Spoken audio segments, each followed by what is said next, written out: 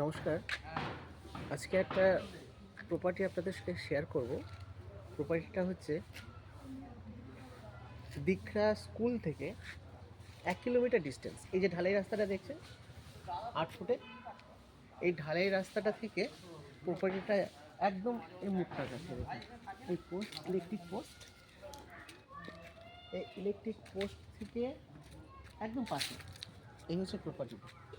আমি পুরো এরিয়াটা আপনাকে একটু দেখানোর চেষ্টা করব। এই যে ঢালাই রাস্তাটা এই গাছ থেকে এই বরাবর চলে গেছে একদম। আসুন, ওই শেষ হলো ওই গাছটা, ঠিক আছে? এই গাছটা ঠিক ওইভাবে এসে বাড়িটার ওই কর্নারটা থেকে এইভাবে রাস্তাটা এসছে, একদম রাস্তার পাশেই হচ্ছে প্রপার্টিটা, ঠিক আছে?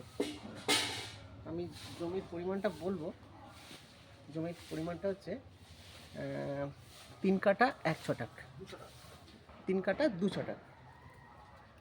টোটাল জমিটার পরিমাণ হচ্ছে 3 কাঠা 2 ছটাক। আচ্ছা, এই জায়গাটা থেকে দীঘা বাজার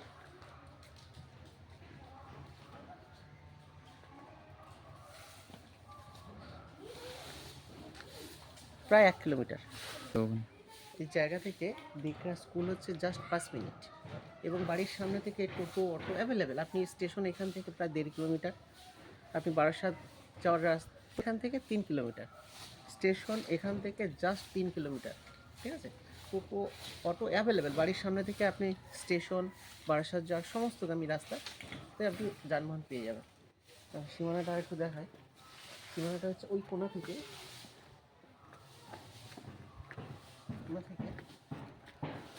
ওই যে সুপারি গাছটা দেখছেন, ওইখানে একটা প্লেয়ার আছে। এইভাবে বাড়িটা একদম রাস্তা বরাবর